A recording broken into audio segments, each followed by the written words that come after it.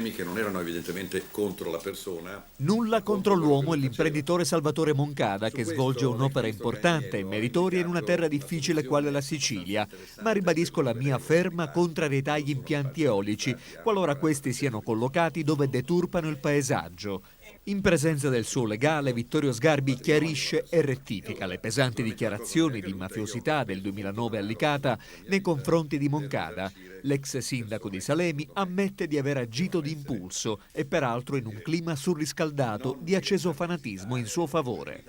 Non che io sia molto suggestionabile, però mi sembrava che la battaglia, la facevo io, loro erano tra i pochi che la sposavano toto corde, quindi io ho infierito su di lui perché loro mi sembravano degli adepti che meritavano un aspetto più, come dire, forte di esibizione, perché tanti discorsi ho fatto non me l'hanno mai presa con lui, cioè, qui a casa sua ho detto adesso mazziamo questo Moncada, insomma, quindi in questo sicuramente ho esagerato, ma è evidente, mi pare bella questa sua disponibilità alla conciliazione, perché anche egli avrà capito che cosa potevo avere contro di lui.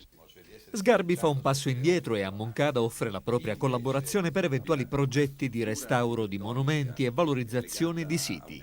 L'adesione alla Fondazione Agire Insieme di Moncada potrebbe far seguire una candidatura a sindaco di Agrigento? Agrigento, devo dire, nonostante la simpatia di alcuni che me l'hanno proposto e anche la mia amicizia con Zambutto, nella mia mente, nonostante il mio assessore che ama moltissimo la vostra città, io l'ho sempre esclusa perché è l'aria di una città in cui io non vorrei vivere. Non lo dico, cioè ci sono delle città in cui io non voglio vivere in nessuna città, come non voglio avere una sola moglie, voglio vivere in tante città. Però ad Agrigento non ho mai pensato di fare, è una città e vedi i monumenti, vedi la Lucchesiana, vedi la Valle dei Templi, però poi riparti, ecco, una città in cui quindi se non ci vuoi abitare in una città non vedo come puoi fare il sindaco.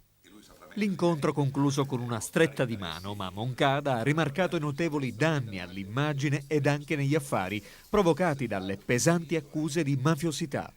Sicuramente la soddisfazione del fatto che credere nelle istituzioni e nel fatto che alla fine quando uno ha la possibilità di poter difendere il proprio nome, la propria onorabilità di azienda e di personale,